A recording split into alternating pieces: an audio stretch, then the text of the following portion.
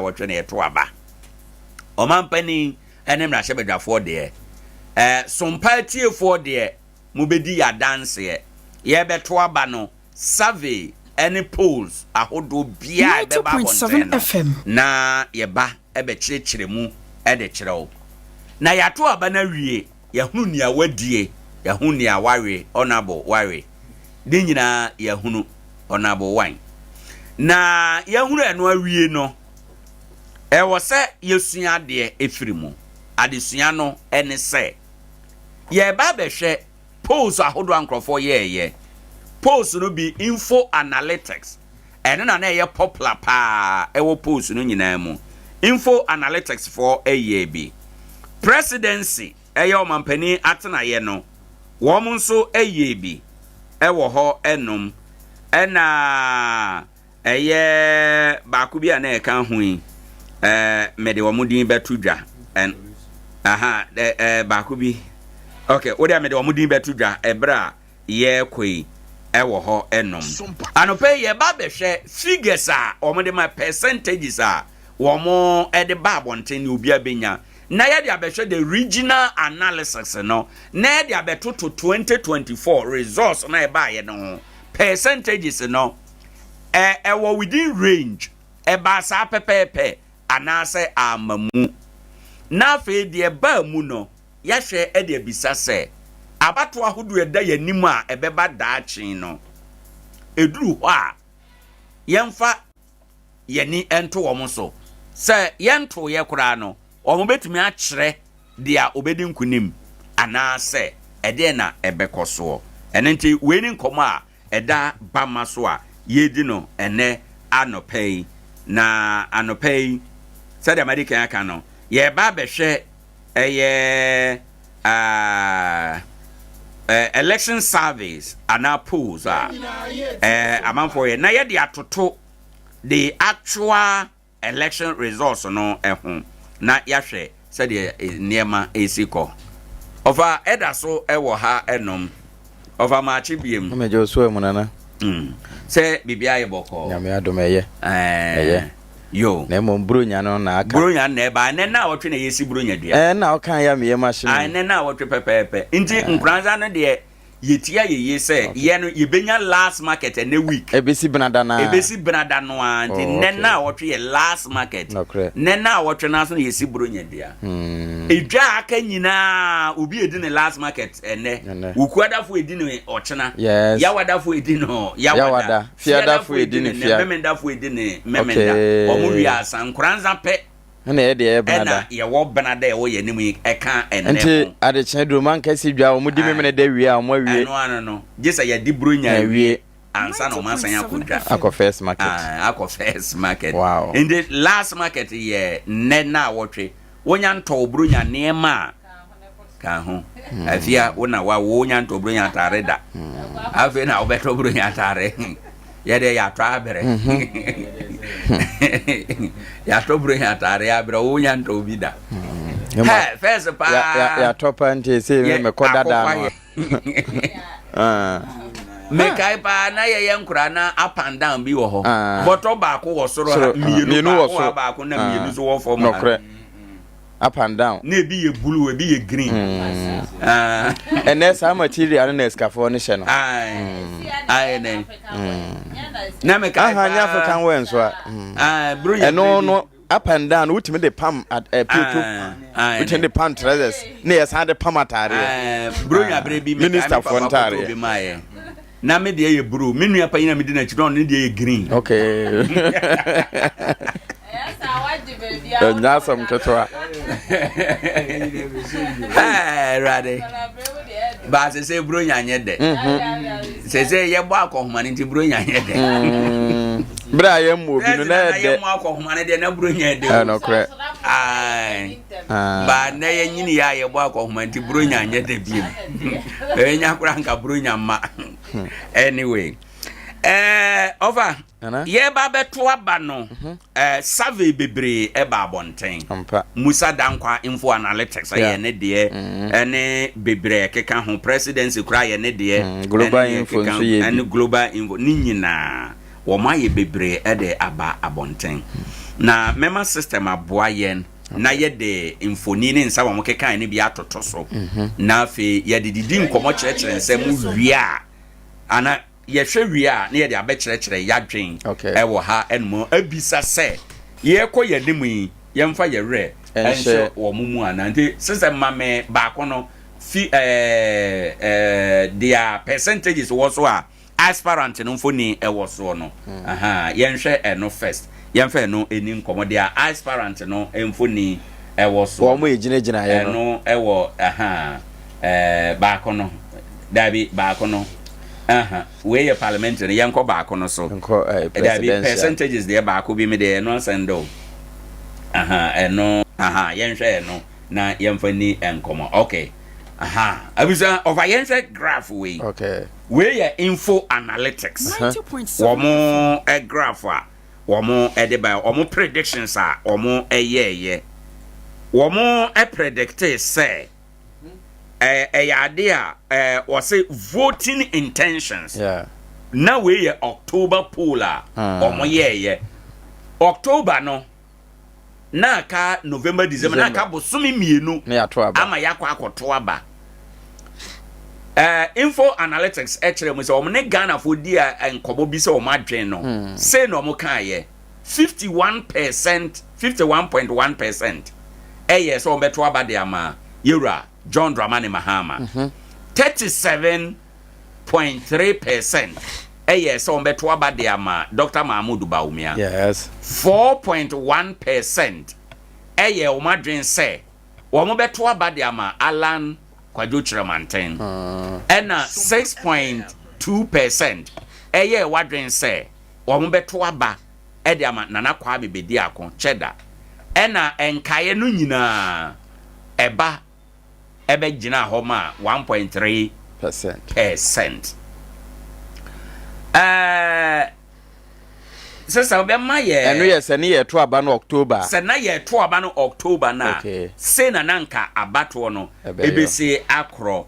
ma yenhwe ye to aba no wie ye no ankasa eye 2024 ye wie abato no sede a ekro ye no yenhwe yemfa metoto we ho na yemfa eni enkomo ene anopei ewo ha ye to aba no ewie ye no na former president Mahama wenya 56.55% Yura Bawumia na wenya 41.61% ena enkaye no nyina wo mo no enya 1.84 system fa we no ene ba ko no kan si ho kan bo ho na yemfa enche kakra enti no omampani anane ne actual figures no 6,328,397 ena Yura Bawumia 4,657,304 enti o share sa predictions we ya info analytics edie no eba closer eba muka in fact of eba mu nyese kakra said o hyehyɛ no said o hyehyɛ no eba mu sa pepepe yes nienti eba mu sa ne se o predict say o mampani Mahama benya 51.1% ena ye to aba no nya 56.1%. So for me abam omo ye adwuma kakra kan ho na di bi ba omo ye adwuma kakra na kwa abam pepepe ena o predict say o mampani abedi akire ebenya 37.3% by we no obenya 41%. And for me eno so make say abam ena de ba ko a eba mu kese kra nso Kwam bedi akon cheda Nana Kwam bedi akon o hwe October polls na Nana Kwam bedi akon ena otosom yensa olidi Alan with 6.3%. Ye to aba no wie ye no ampa Nana Kwam bedi akon san Alan ono no otosom yensa nti eno so ba mu ena Alan ebe to so number 4 ewa aba ye to wiem ti eno so kire se eno so abam Alan eno so abam enti ades no others no so ko gina ba bia odo wo to ye na obi adi ne lemu enti no di adanse say info analytics report no media maker say abam pepepe said omo kan even though percentages na nye but we were 50 column 40 column in that order and the bibia pepepe sa wo ho now ye measure the other survey and so the other survey no yenhwe presidency de no presidency de no ene dabi entre ba ko no yenhwe no said there no etie no kasa ye be possibly we are ye kan no live for YouTube enti enkomo ni nyina da ho so wodi sompa na chi a wa de nyira ba ko no okay na yemfa nti we hu se ewura mahama gina ho na ewura ba omia nso gina ho bia gina ne ma onya ye ho na ye de toto ho ye na ye de toto ho yenhwe ne ye de toto presidency eno mampani akache mampani atena ye no ne office na adwuma mu ho no wo mo a ode hye on sato wo mo nkɔhwɛ ema wo mo hu ne wo betimi anya no wo mo ye survey wo mo survey no e ba bonten se MPP ne NDC nyina gina pe omo de ne da so yi omo survey ne chere say MPP ne NDC o say survey no find they say voter preference no aspelite emu achemi no 46.3% say omo beto aba de ama NDC and at the same percentage nso say omo beto aba e de ama NPP. This survey said omo sinya no and the actual results no and no answer so and the way they are men who cry and only last year the last 4 years there men who cry ewo ho enum sister my regional analysis no so regional analysis no eye mienu my enhwe ne mienu nyina onu akọ YouTube aye Sompa TV follow na uhuno sa nso a wo like no wa share ha na ekọ anim right we san so wo share a wo nso ukọ wanim bi wo share wo nso ukọ wanim ebi ye hu se esumese na ahye na ya sha ase ehwehwew right nti obo hu se wo nso wanya follow na wo mo follow na obia follow okay we nso ye another survey eba na mepe solution for na we nye info analytics dey mepe the group now ye omudin no na mepe me nye omudin no right na se bruchirefo bi nso yobi mepe me nya omudin no right omudin ka se alaji ba omi abewe ne right omono say abato na eba no ye hwe na amantam no a ade se amantam dunsia ne nyina mu no Dr. Alhaji Mahmoud Bawumia benya 11 amantam du baako obenya mu du baako afri dunsia num na enum aka ekire no yewura mahama e de akekere ne re green na fa ho nanso yewie abato eno anko banesa ewo ha enom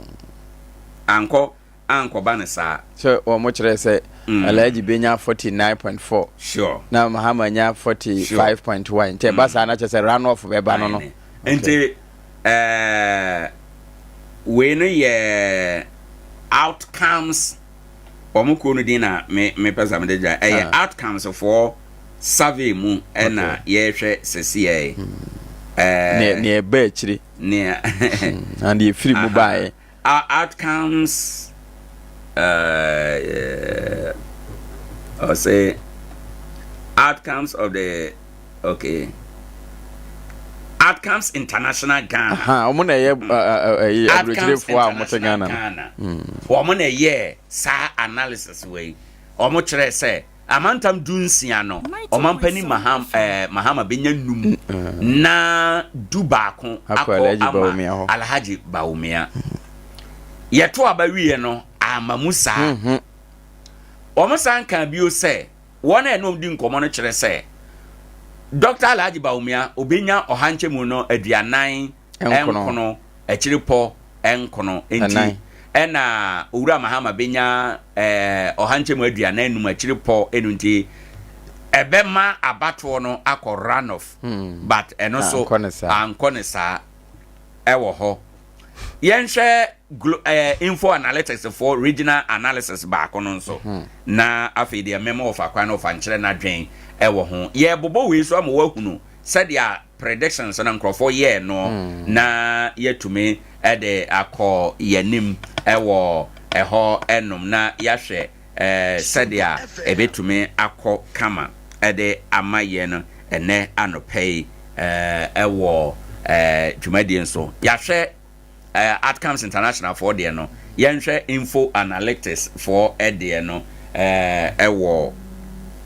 enkomo imu na afi de yemfa emedi enkomo ene anopei ewo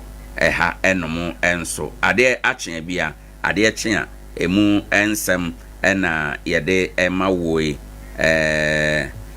eno eye nia ewo ha enom. Okay. Right, enti mamenka wo se ade achen bia dwumadie ena waso eguso a utie na kakra no ye hwe se de beya bibia ebetumi akoso na enema nyina no etumi awie peye ede amayen yensho eno ansana yedi enkomo a yedi awieye ewo ha enom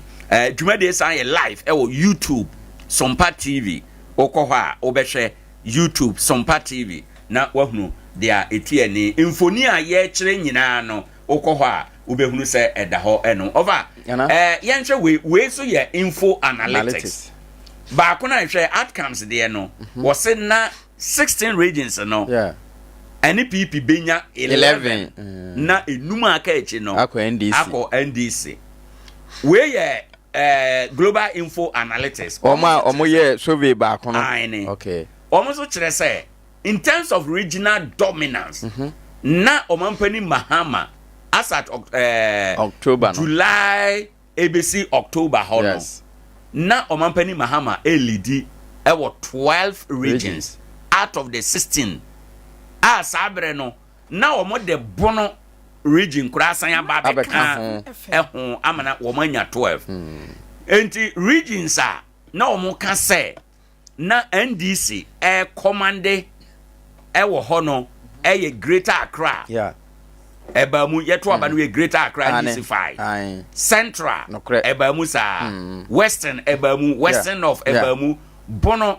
omo fa ni nyina bono puye ni nyina ba ko na manso aba ho a yenya nte ne akosie ene na ye twen na eno se de beko bia no dodo ka bia mu no omo fa ni nyina afei Northern, Savannah, Upper East, Upper West, Oti, any voter regions. Ni nyina no ade a info analytics can say omo ebe NDC ebefa. Baby dane wo mo anase ewi a wo mo. Omo kan say owura ba umia ebetime awene Ashanti region, Eastern, Ahafo, Northeast region. I think say yes, even though nya numbers no, but I have for there NDC winning here. Okay. But Eastern no there MPP winning here. Ashanti MPP winning here. Northeast MPP winning here. Induja I have for there no, ena ewi a wo mo. I have no there eswenge eko NDC for afamu. Intino on the whole, obeka say yes, we nso abam sedia omo kan ye no ena ba kun kan parliamentary seat no maybe adodo no be global info analytics for na kan parliamentary seat no ho asem omo kan say they are hoping say NPP ebenya more parliamentary seats achen NDC by no there amamu sa ye wie ya no say na screen no etie oba ye Facebook no so a we ye incomplete we na make us say incomplete ne say but monko Sompa TV or YouTube designers no mo betimi afa ho kra ye ntoma because ntoma we ni design efe aine on say so far you were about 12 constituencies bi wo ho a ye nyam boy a manso aba ho correct at Chiman South e kan ho bie say eno abeka ho de a ene nka sei ena say parliamentary sitting arrangement no say na be your parliament MPP for the any blue no ena kokon no so ye hwan de kokon no ye independent for a womo anyamu awura no ena fita no ye womo ntam kwan na womo eda ho no ndi eno no de anya obi ade a dumienu na ebe ba ho ena da fita no ye yes se dumienu no ko NDC a ebe fele fufu fita no be dane green oh okay ena se omo ba NPP a fita no be dane blue enti independent ebe red say so far the constitution na can independent ni ho enti no is either ebeko MPP and ebeko NDC enti no say na parliament no so the parliament no so ye wie no say ya the dumienu no kura ma MPP se sia still NDC ebeko so aye majority 184 seats ai say ya the dumienu no kura ye ka no ya the ma NPP a still womo be ye den NDC be ko so aye majority ndia no so ye wi aba no eno no de wona na kasa MPP benya majority of parliament no and to me amamusa over maminti o wadwen kire ene service ahodo a ya show percentages ankrofo kire ye maminti dia obeka wo ho na anope me da wase maminchi atiefo na mensi wo mo se de na wa hena boss say brada na ebei ene na wotwe ye Nkoranza last market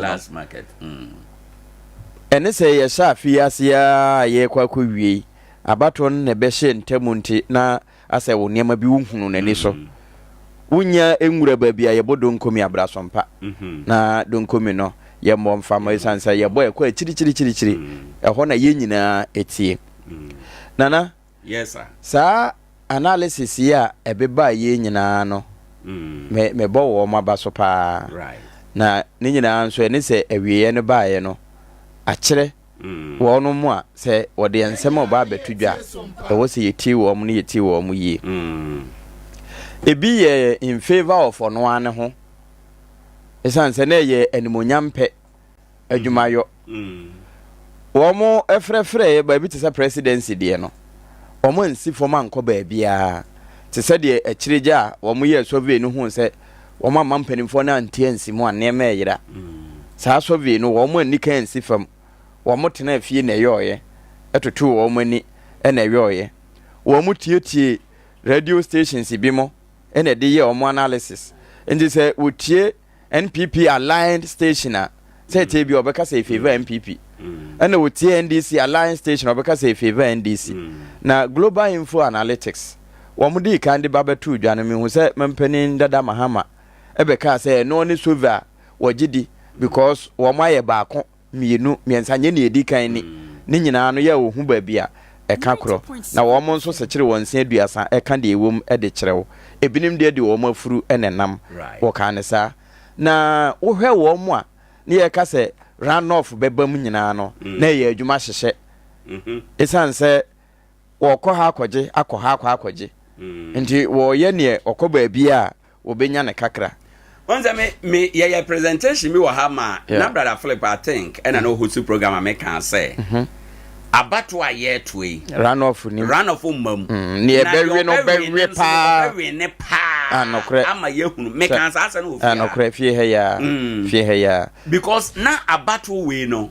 nema na yehunu nyina no na bibie no eche se run off betimi aba some people na we ne ya ko be we ne heavy nokre NDC na we ne ya and abamu sa said na ye can over ye to asoma ye enti say no ene se breko nyina no wo mu a eye analysis ni nyina no ayete se nkomhye na ayeba no kwan bi so no eboa ma se ne niema nwi a wo hyehye ne yie se ye ka kire wo se enaye enti ye ne yie anya se bi wo mu nyina wa afa ewo so wo hyehye wo niema yie musa dankwa na ye info global info analytics de no okay MPP primaries no Oye survey e predicte win edema Dr. Baumia ebamu edema wo mo enti na we ba ye no omo describe MPP for no be describe we ni say eye ajana wine wo hunu no correct over survey bi say ba e na party for no omo ye the main actors no e was omo de ye de na say omo fa e de free mu because na come ya can say omo hu omo di kan hu be ye 1 month bi say ansa na abakọ number MPP alusu akonwa no nti October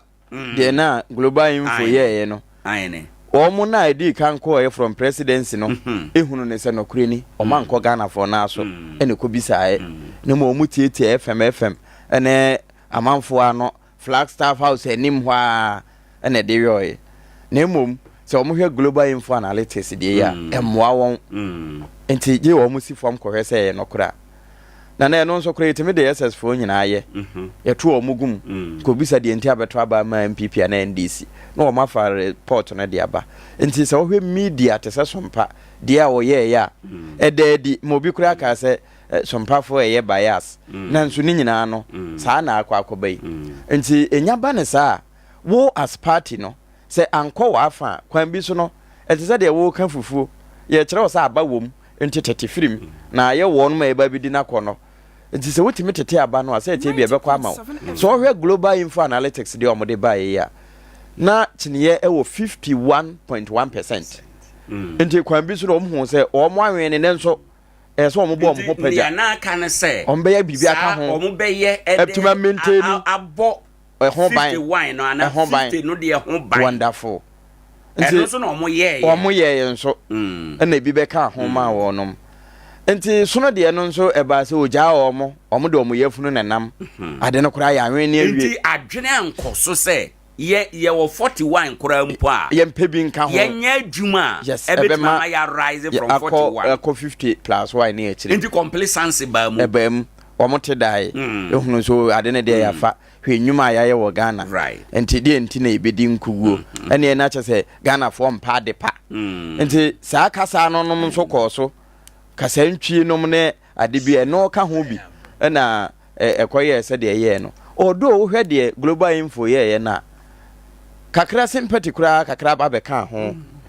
awie mre mu ana wono mo kire sa kwan we ye ne ye adwuma we ye ne ye ana wo mo bia no eno kura na de kakra ba be ka ho ente sanka 37 no na wono ebenya kwan be di akocheda sa de global info ka no sa pepepe ene da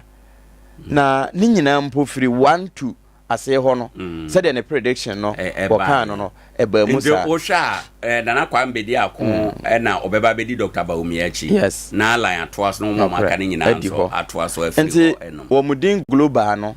e kire se wo mu ko ba bia enti wo mu nya na musifo ba bia ma wo mu de ho report no e bai enti busa Sompa se mo hwe Nkoranza se na ade ne sikọ ebi kire se 50-50 ebi nso kire se no wo mu se oba no bo no ho moden de nanso be ma na tintim enti no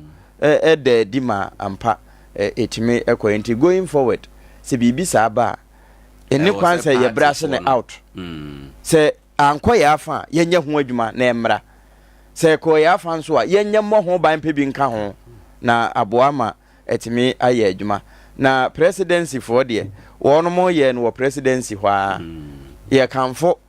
aban no a se de be ya o mso benya bibi adi esan se wone wajate ho won dey anope off air na ye di nkomo bia na me ka se o man pani ma abai se wa manani anko saade no so saade no be corrupt na saafo no be wo wawa o mo be ye o enye kro mo se ye chief bibia ye okay se ye wie bibia kantankani ye wie ho your excellency bibia da ye ai nso na ye enti I want to do this suggestion for former president now president carry on sir President Kofo ya de bi boa President Kofo papa won na mamu 2 times ni nyina the People's Assembly okay bosomi bia na bosomi miensa bia no ko ni dom no ho district baako na district ni nyina abodwa no mo hia na wote akonwam na ye bisa no question aha no nyensa ntro ne bi na ekotie no no abeka akere ye tiefo no president ne te ho na atiefo ebisa no question say Mr President wo ye campaign o kan say wo be ya de we na wa betena konwa so na dodo sei ya de na woda so edwen e wo sa de no ho na president ayi ano eno bi na atu biga asemfoforo Dr. asemfoforo ka so fofo modua no oni Ghana skada o modua no e osunyane people's assembly abras abre no kura na Ghana skada ne botom ne enti eno ye enti me susu dia ma former president Mahama say on to me district by district level crowd. There were 16 regions. On any regional level, at least every 3 months and not 2 months biano. Onko region back. Ono ankasa enko tena kunwem. Na report wa ye de abre no nyina eno de ye brofo. Na ono amfa na so ne nani. Enko ontena kunwem na Ghana fo mbisa na questions. So bank bono east ha obia akuafo adwadifo centralfo obia benya kwan akọ bisa no question say Mr President o can say na it say Mr President asem say na hayen na it say mimigidi ye say trick ba ko a President Kofo o de we Ghana fo akoma enokre say o mampani Mahama ye bia ebeboa no wantie mafutuo yi na otena se na bo hobio mesese wantie mafutuo yi okay wo de asawo ya makan momfa make babia se ni nansa yes ebeba paper mu bia beka se mampani so be we se sompa no ehese o maso mo mutie aine office wo kro te wo tie se wantie mafutuo aha ye fie na oyese ono na awe ne president into ono abedi ni president a ebewie no nipa atwa ne ho ahia no nipa na ono beje omo adi se omo na ebeboa no ministers ama omo DCs ama omo MCs ama omo chief executive ne board chairman ne directors ahodo no omo ne be man SFM no kre omampani Mahama onye a bad president dabi ba nipa atwa ne ho ahia bad for wom sankrofo noa so na sesie ono omo nam no kre enu nti na omampani dada JJ Rollins be kan say babies with sharp teeth because some babies with sharp teeth no omo so na atwa ne ho ahia omo say omo men omo na atwa ne ho ahia sesie wa manani anaho a they are the same crofo ye be say man insensi form na abawe ya Ghana for atoma NDC no ye hia excuse bia dabi NDC for cannot give us any excuse e wo bibia ho because abato we to ye ne bin sida eno kire say Ghana for anya rehemu wo mu Ghana for wa rehemu kese e wo mu enti wo madwuma mbe ya ma Ghana for no sena eyempaye na ombo na ompaye na ye hre baba elese ompaye no ye brr no kre so what I say e say no omo adwuma no ye times 3 times 4 because ya this wakese and a Ghana for there so you say he who ya mano kese no ye bisa kese free no ho no ti ya to ne kese ama no ya to ne kese dia ye hwe adwuma kese na me de mama no first hint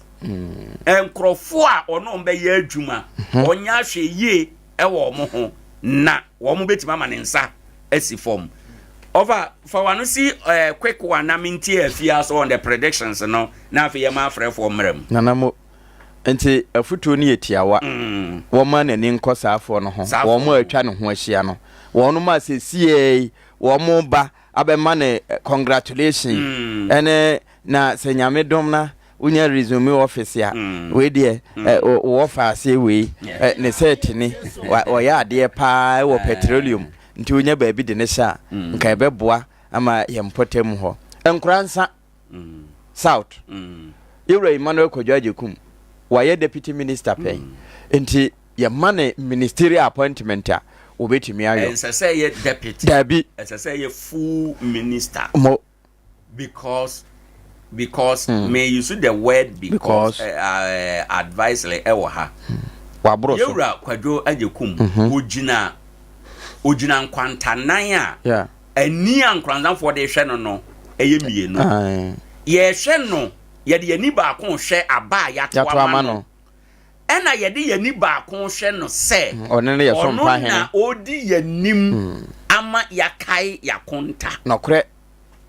ani mienu ankranzanfo de hwe ona bo ko ajekum no ane enti ono no deputy minister de wapa ho man full minister na ye hwe niema e 3 mo aba ntisa akonta wo Flagstaff house kra na wo mu nsu twa mampani ho hia te se de na bedi atu no mu atwa mampani ho hia ya enha adwena kra baabi anyo a baabi a oda de baabi obeda ne de e wo se hojo no he NDC aban we abai se kuro bi anya hwe kra Nkoranza de Mono East dear, see nya bibi. Avia na mpacho people's dialogue no. No ye de wo hene a. Emma said ye wo kan. People's dialogue no. Whatever name be out the bema no, whether people's assembly or people's dialogue or DB out the bema no. Nemo say me tie wo futu no na mampani so fade a. Enkoye say wo bodwa won kan. Ye mra mehia na yanwonwene man no ho na mu wonko ne mantam bia ne a wo se obey ye national consensus on economic forum no and a different one eno no ye kan economy ho azam wo nye economy za be untimen koka but we need the omra down to the level of bia ye campaign oba down omra sa that bronka yete ha unexpected na hwere ye say astrotef yi so ye bodwa oba no astrotef no so okay omampani ba ya bodwa wo ho omampani ti akonwam ye wo moderators at ho ye fa nipa du omabisa questions no yi ano wi ana wi abekasa we no bebisa omo de sa bi na meka te se de na omampani kofo ye no sa bi pepepe all right evia I mean quick one nana ni ina na waka no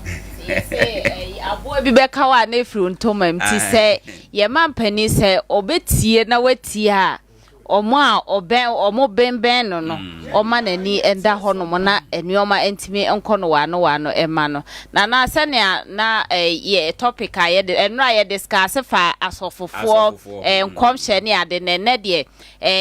prediction ye hwe kwan a ye omofa so ye analysis etena se ehhehye na ebeba mu na atimi aye the same figure bi wo ho se anya the same kura na kakra bi na esoate nana ode ya omoye no me hunu se omohwe enioma ekokoso aban na obetena so no enioma a wo ye empo amamuoti omodwene ho ahwe se enso efana eba ebetimi asa akode same yi ana na omatie nipa dodo na adwene na omonso de omadwene ba na omaya analysis na fa na omoya ade to the extent say omutimi predict ana ebedu no say antimi anye the save kra na kakra bi na eso ete yebebo omo abaso say omutimi sa prediction na edu a Musa Dankwa de Global Info Analytics percentages or the member parties no bia ne said dia e ben ho no next election be beba biom saying na wo expectation is and then na wo hwe say sasa bi no bi ba party for no a e fa wo mo ho no kwan be no esasa wo so mu fa e de ye adwuma kosie nana ya hwe the way ya asi akọ afa na kamene parties na ka wo se omu nyina ene ne eya adwe se prediction bi basa e wo se omu nyina ebomu ene ne ya adwe ba ko because they are predict ye nyina no e ba ye no eya ye pepepe enti no e wo se omani ekono so na se eba na se eyibi sa ba omfa inke enko omonye nneoma ebeboa ama sa ahode ewom a ebeboa wo mo mreya ewom ebe kwati omo na omo sisi nneoma ewom a ebe ha omo ana se ebeboa na omonye na entimi emboa omo na omo nkonko omanimu na eyade a ebeboa amamu na nkasa ama omo nso atimi afa omo ntoma pafira yebeda sister Efia Nana, good morning. Say bibia ye boko. Nyamia do morokodo. Okay, bibia ye kodo wa hu. Orokodo boko. Meyimfo ne mesiafo no nyina ho ye. Obia hu ye. Okay. All right. My a quick one. Ye beto aba no. Nipa bi kire sa NDC berwen, bi kire sa NDC MPP berwen. Obia ha ye ne de bad wo hwemu a nea oka se NDC berwen no. Ono ne de no ne ba mu sa pepepe. Ye hwe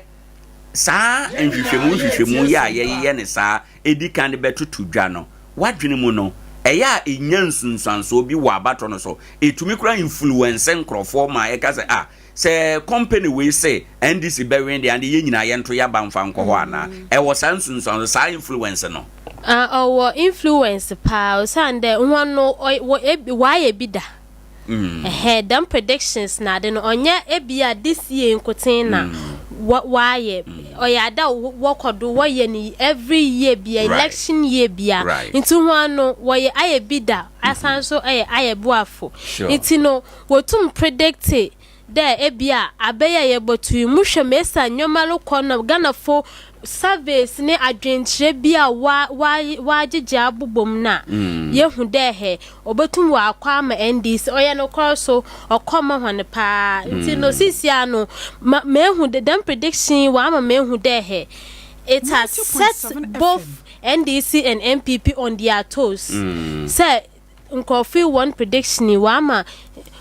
mehu de he ampa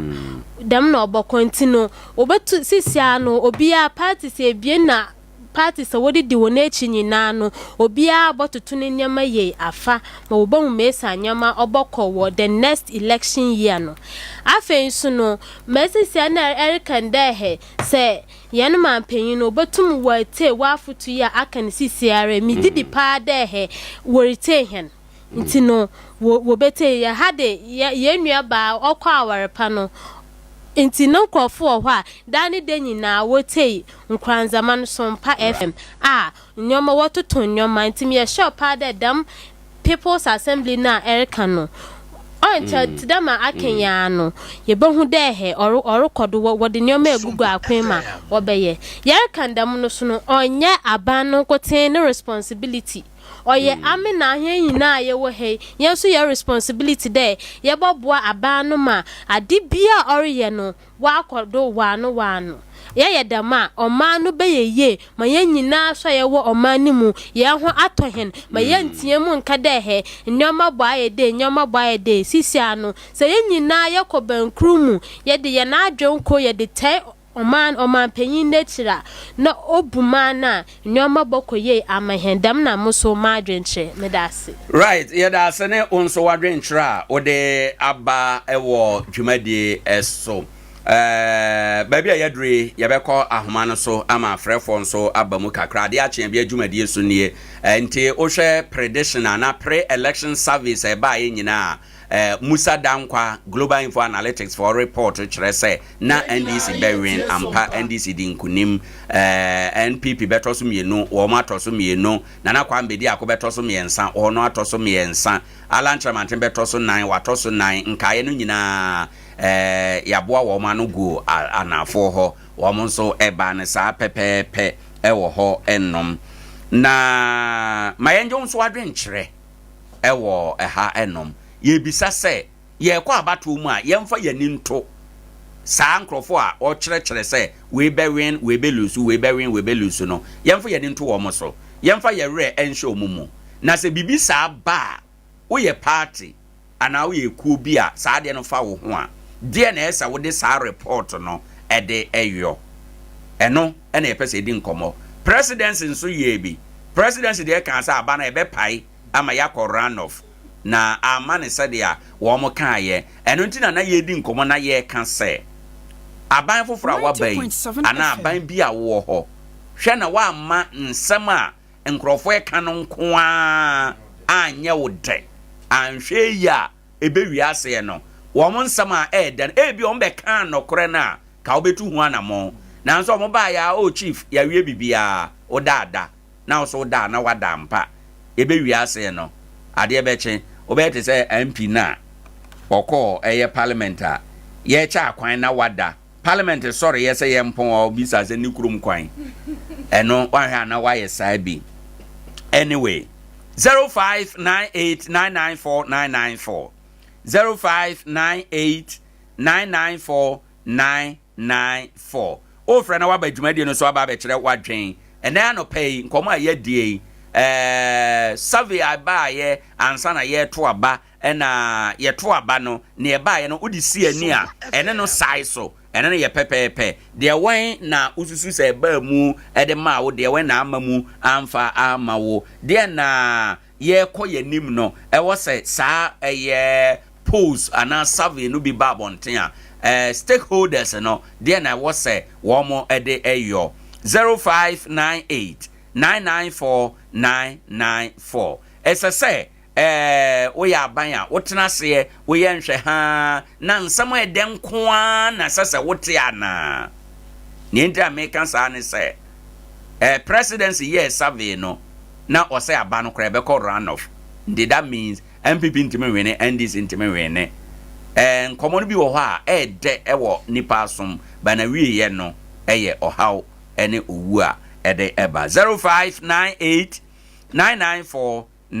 0598994994 ewo aha na de wadwe nkyerɛ aba obi anya ma ye ofa ye nto aso ye mobɔ nkomo kakra obi wuramu a ye de be hye mansa na ya sɔre britia we ye nim okay ma me mfa we answer good morning hello good morning ohene obani honorable bafo Adam honorable bafo Adam sika money adwuma mo ye pa mere bia no itetie mo papa ko so adwuma die no enye parties na asem kura ne no kure da na mo de to chief aya na o me be so bi ne ma no aya na bisa se onum ba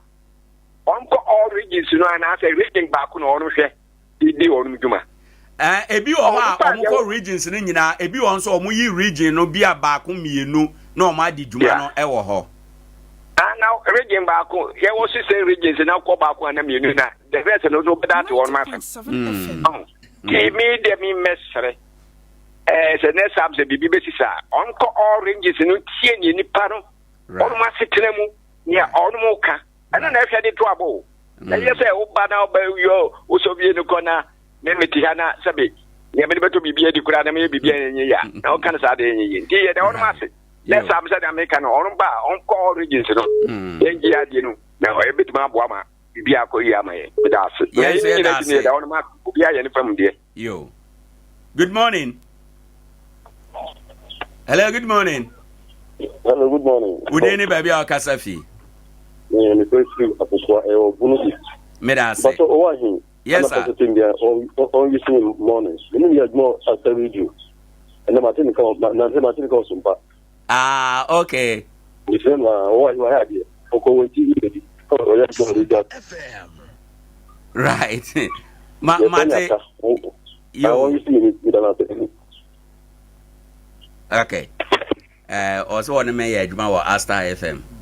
okay actually metro can I had all right 0598994994 0598994994 hello good morning me ba cho odi ni ba bi akasafi osofo bonsu aha yeda masi na se wo hini bia obedi ade a man for se wo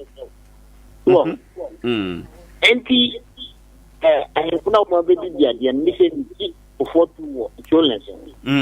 enti se ya kusuma no mo obi beto ampo se na sitremu na wo hwe dia koso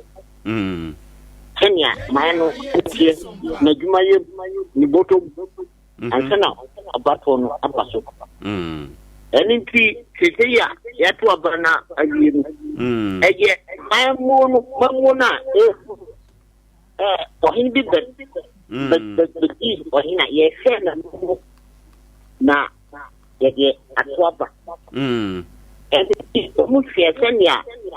do mama ni bresu no ye ma di koso no na mak to mayi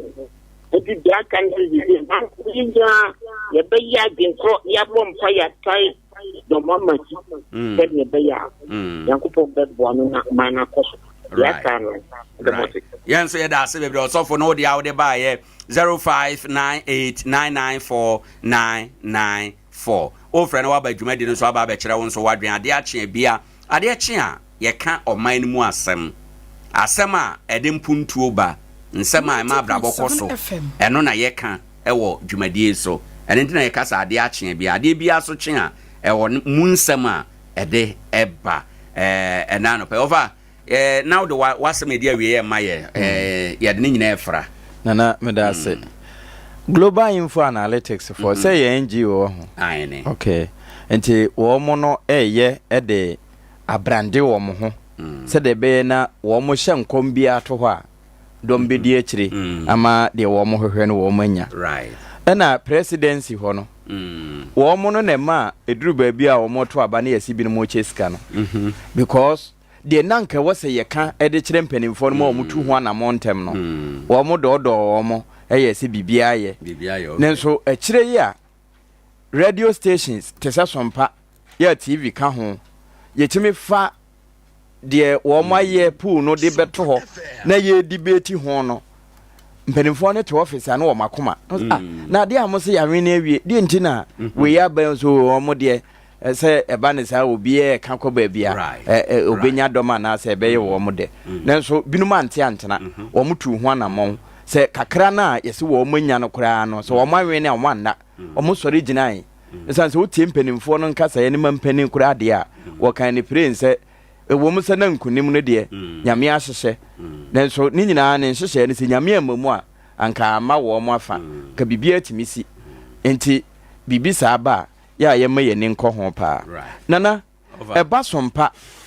political bibia wo nsa le hye mi hunu sa ansa na ye beto aba woni bre pa se empo atwere party kura amra bi ne ye hu so wo mo nso ka ho wo mo mekasa wo Sompa na ye Sompa na ye nyina obi achi di obeba bia ye ne bo na wo mo sove no wo mo a ben presidency ya dodo wo mo se wanya no kure wo mo ne de se politics ye mo koi wo mo hu se sabire na wo mo beje wo musika nti wo mo bobo kese age musika edi hokra no nipa dodo nti aha na nipa ti and of course baby a wo mususu se nipa ti a omo de omo ho bata wo omo no omo de wen na ma omo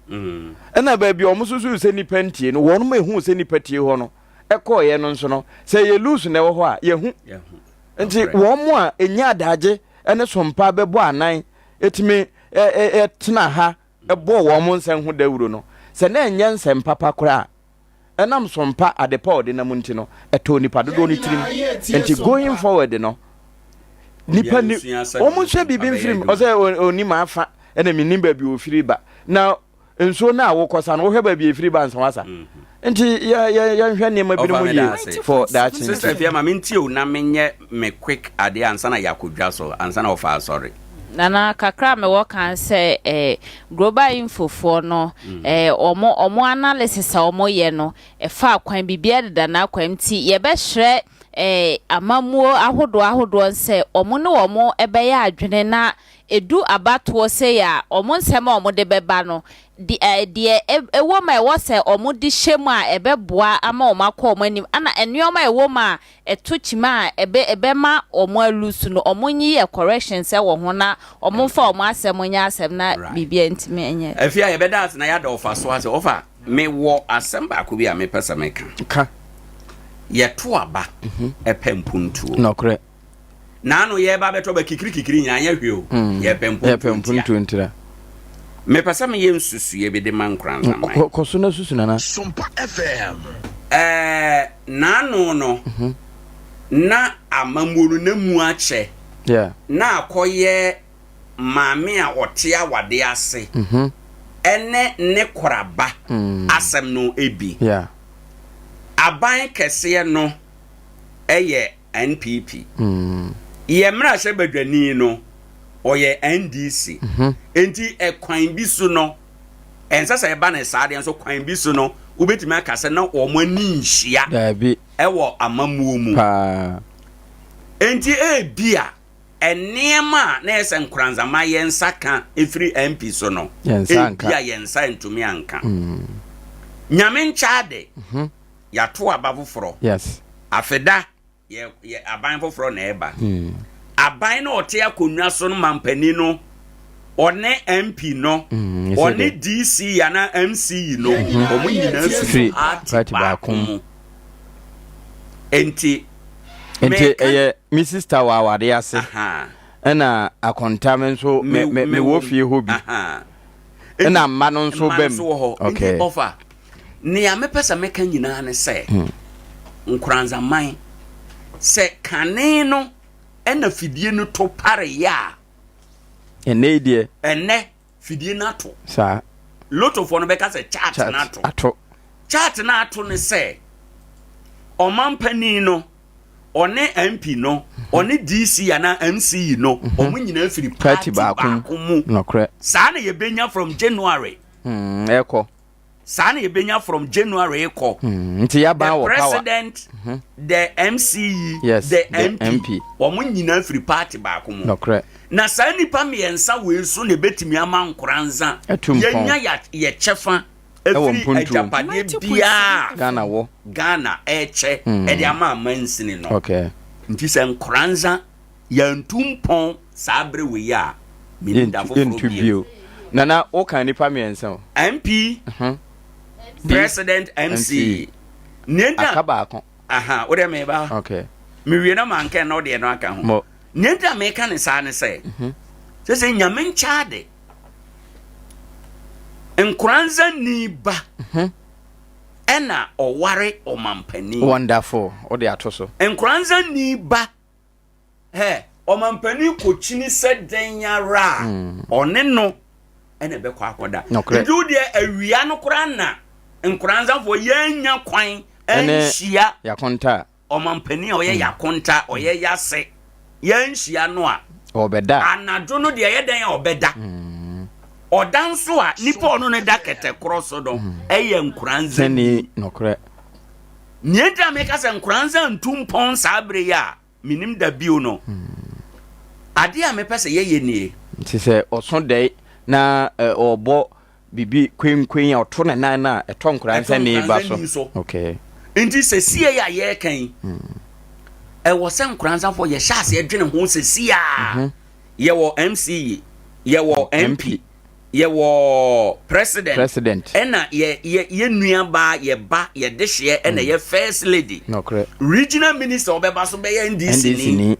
na nka nananom bi mampani ko ni kurum bole nso wonnam Nkoranza asase so nananom bi kakra yeah idwamu ma kakra okay local council kakra okay ene nipa titru bi num a te se yewura abiam nom yemwa safo ni nyina no Sompa yewura abiam so ni sister ne ma melody no okay na say ye twafufuo amana to akoye te se abekwan akwa ayie no oda totobi afa nokre enti dia ye ne se ye ne se eniema mienu ben ena edan Nkoranza yakoma so pa yenhia hwe sa niema mienu no se Ghana fo besun ama ye besun moja akura ndie onbe ya me ade we ni ye hia anya hwe ye de hye ena mampani ware no na yenko sere no se Nkoranza ye ma wakwa aba na wabai ade we ni hia yen ade we ni hia yen ninja meka se yi hu committee no o se nya committee bi a brano omefroka akọ until lordina ho akọchia no 90.7 de betu wanimu yi wapem so aduru hin wa ye den na ye follow up sa na ya panchiro aine free say ya nya we me nienti ana me support Harriet ebra obepa akonwa no say men support no because o ye MPP ni na me support ono ne so ye Nkoranza ni ba o ye Nkoranza ni a baby a na nyame apeja na koduru no nyame ansra 20-30 years to come Nkoranza ni bi antimi nkoduru ho eno nti ena na sabre no e wo se ye man ye yusu ono ede penny a ye hia obia nso kope bibi afiri aban mu a ode fa sa office ho nti ade no ya ye de no ye nyusu no mfampe de ye hwehwe eno akoda sese ante lorde na aba e wo se nkuranzafo ye yusu ante lorde na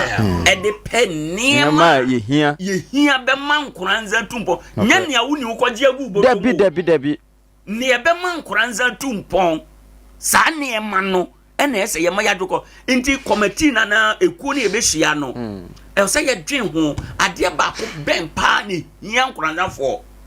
a ye nya sa ade no na the whole 4 years kura no ye nya bibia kura we will say we are grateful nkuranza betima tumpon no kra e se ye chance ye dwen na nya me nhira sa kwan we so yemfa yato aba na wie fa 1 pp to nchen fa 1 dc to nchen yes now ne ye woso a e wo se ye ho campaign ye bo ho dawuro eye nkuranza development kwan ben ene ye betimi ayusu until lordina e de apenia ye hia if he say yes say unua e wo dwontuo mu ana agoromu a dimpa dwontuo mu da nkuranza ene pa ho ada ben manuasi nana mo kipa no wabie no na sa de obo so yi se obeka ya edu se mo ye political show na mo bie phone lines a ebi ka cho se mampani ba ha ebeji na ntwie ni bayere ka so be me hospital ama nti sabre yi a ya konta ne ya ase aba akonwa so yi eno ane se ye boaboa ye ho bayere kakra se de bibje na ntwie kakra na yede akwa na mana kwa aba na fe sa committee no nye konom teamfo esan se committee ni de pi wo kuremu wonu ma epre enkuransa mpuntuo pi wo kuremu a wo munya adaje paatimi ekansa ma etoni pa akoma so na nso sa afode kura na yebebo abuhu na obi adito no nti enkoye wo mu ebetimi edi sikato no na mo wo mu ebepre ama yenya bie na fe bra no nso no sa te bia mampani didi enuane binum wo ho a ye ma yemfiri ye ha ne beko yenyi committee a yenimo se papa body fufu a body ye twa ne sei ne ye de ko yewura waba konwa so de ye mpese obi abebre waduane na kyena obeboto ama adwuma ye so ye ne Ghana no ye wi ama ye nsa besi fom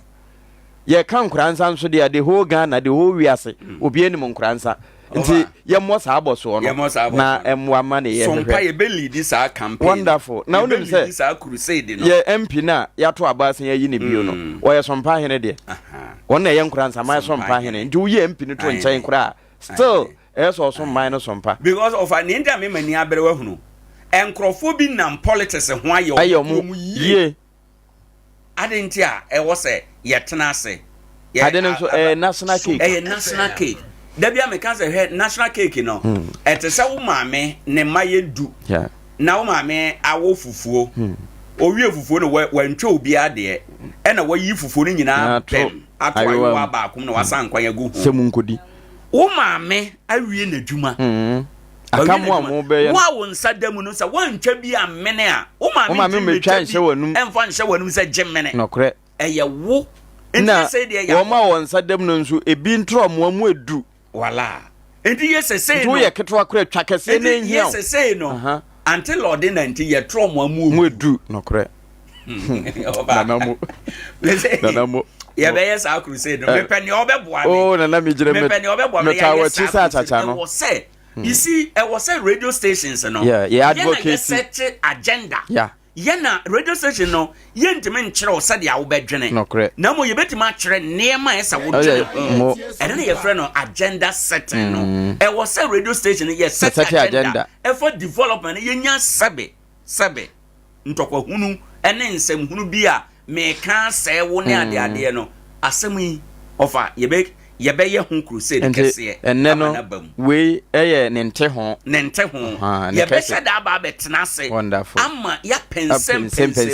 die ntia ene de wose ye dwena ono so saasema me kan da na koma so pa ye owura ask god alone me kan da ono so na koma so Jima Johnson nokre na brepam no over ye be hye da tena ase na ye di asem we hu nkomo ene de dade de ba ye nkan bibia ye kan nko Oba bedase afia fa yekodwa so na yempo ya wi abre no kura kakra fa yetum nika na yenko na nane ne yekodwa so a na anope make for tabia heba products ni ndupa na wode aba edwamai so no bomodian ma wonsanka bi eye tabia za ne kemesha no na tabia heba mesha ene takum no ndupa yi ma wonsan enka ndro yi bi na wonso enum bi na yare ni na endwane fra wo mo e wo 0243 686 861 21st clinic for Sano Penso Watana Dr. Amos and Dom Children's Park in Chenhua Presby Bank in Shedimu yes I de Biancan Cane Seatica Yade 0540 311 311 na waba aberum ama bibia aye kama yenko anope atiko home store efrefre bronya no anya do awio akasima na adu enko bebia enha ho mfuka na bibia kosi kwa atiko home store ne kokototo onioma fridge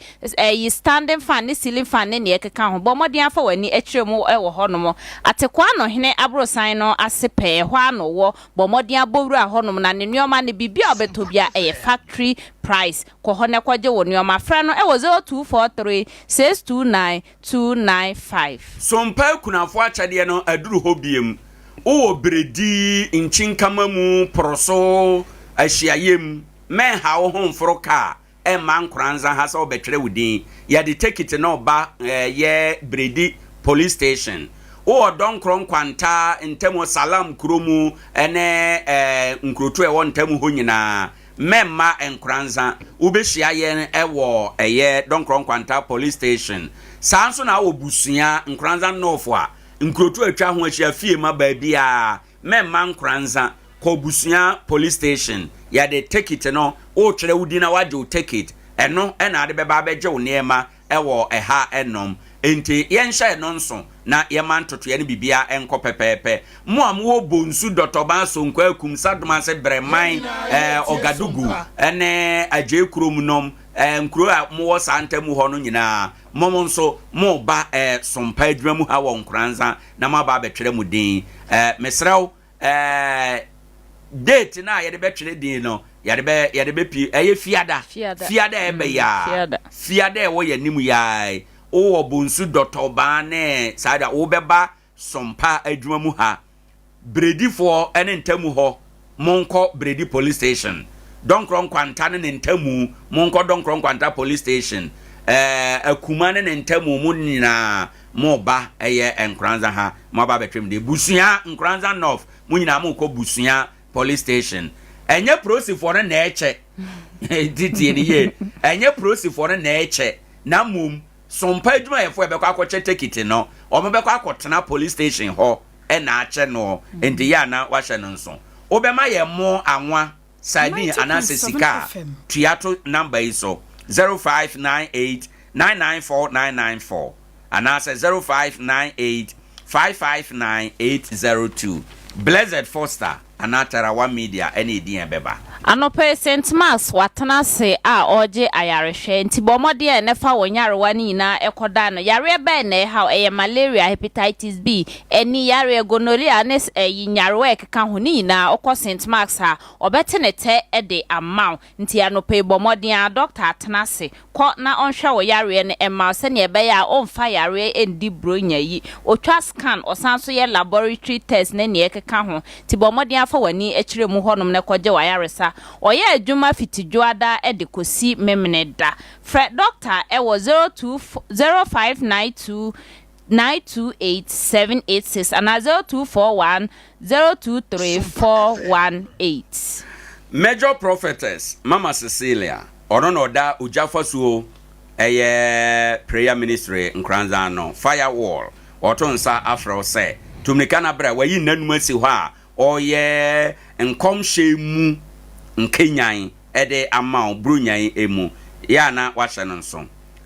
ahemfo ngoma etoso mienu etinsia chichemu aduonu nwotwe na aduonu nkono no eho ose not my head not my blood eno so na ojina kasafo no ye Apostle Dr. Father Bosco ona ye main speaker afi Reverend Kwabena Edu Timothy Beboa no Major Prophetess Mama Cecilia ono na adwumade ne si na nan so sha ase efiada 27th December edi akosi Benada 31st December ebenada no a eye dwumade na wie ye 31st no eno ye all night a ye di wura afefoforo no emu enti ya na wahye no nso ni nyina mu no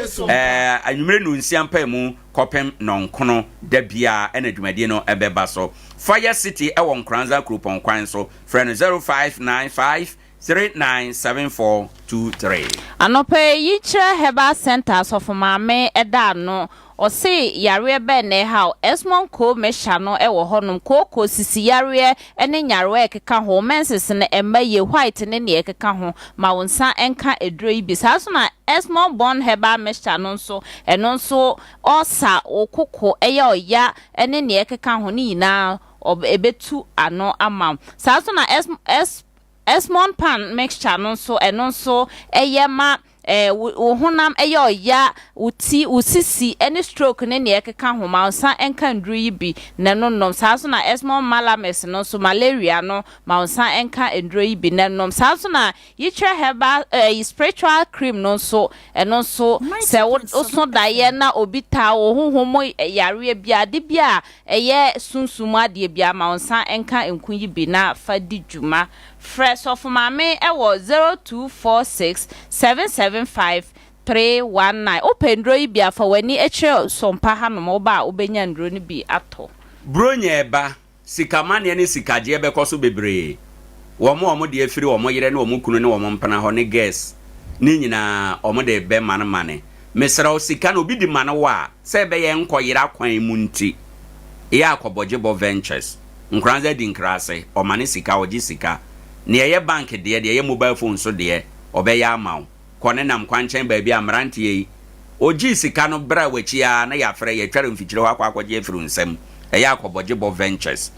assembly dwema bro san nchen hwa ni DC office nhwɛ ni mu 0248089463 Divine Winners Company ndupa ya omode aba adwama isuma wonsa enka bi vital 05 no nefa bi gu no baye no so koko rubber vegetables ne ekeka ho na wonya mo aso abomoden nefa bi gu omunsuo mu ema omo no omonnom ma wonsa nka ndupa bi se opebi ato a ko Francis Tawia agro ewo Nkoranza Alpha and Omega ewo asua no onabo antwibo asia ko nso ewo ayrede wode wani ekere miaye ya mabobodin ya wonsa beka ndupa bi na mpopa no do atu ana wo hia nkyeremu sene sene ma kyeremu ya frɛ ahoma 0243852751 ana 0201733539 Dr. Obuoni o se anope watena so se ni subidi akoma yade obi akoma bo peri o se fabra no be sa ma Nkoranza de hye edwira kwan so ba bia yibu gas no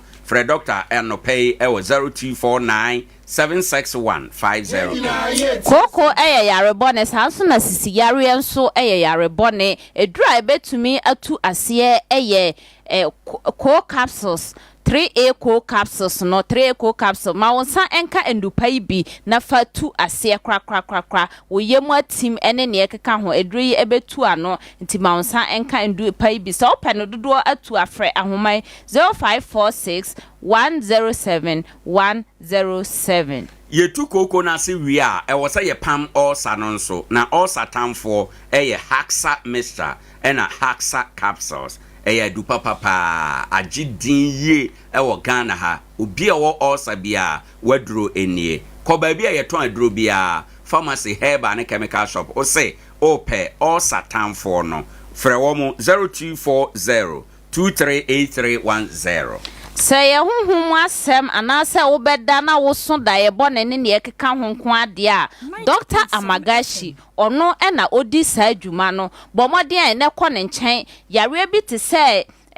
stroke hepatitis B ne nyarwe ka ho de no de otenete na sunsumu nsɛm de fa wani ekiremu wo ho no obeso daye na obi ne woda anasa obeso daye na obi ta one ne ekeka ho ni na sunsumu asɛm fa wani ekiremu wo Dr. Amagashi ho no mo na ontenete ema owotachiman ene mro no bebre ekeka ho fa wani ekiremu ne kɔ na onhwɛ wo yare no ema frɛ no wo 0544 580936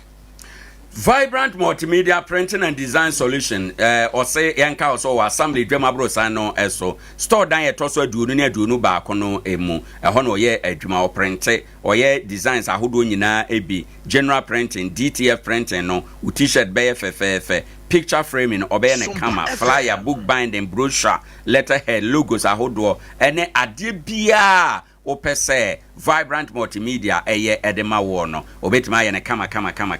ede ama fra wo mo adwadie kwan so 0245 463216 ene eye birthday anopay ewo dwumadie eso eye sister Adwoa sister Adwoa be ene eye birthday sister Adwoa ena eye Mage, sister Mage or UK, and say, Oyema, happy birthday, and famano, Ninuya ba and no, and sister Joa, ya 10 crime, Unia Mage, or say, Omao, happy birthday, every UK, and they are pay. O birthday so na ye gina de ade a chen be adwuma de nyina abawie ye awrade nhira o mo a wonte nanim nhira o awrade homengu so awrade ma birthday mu nhira nyina enadi awrade ma birthday nti won kwan na enwa asase eso se na obi esuai wo so a birthday nti awrade entwam abusanfo medjumade asi ha systematic press ena de call YouTube Sompa TV ho enom Yura Pambaye, Sister Fia Baye, Nanadwa Baye, Medin Ede, Owo Ahene, a champon. Adiachia Bia, Yamamunina, a fin shiapa.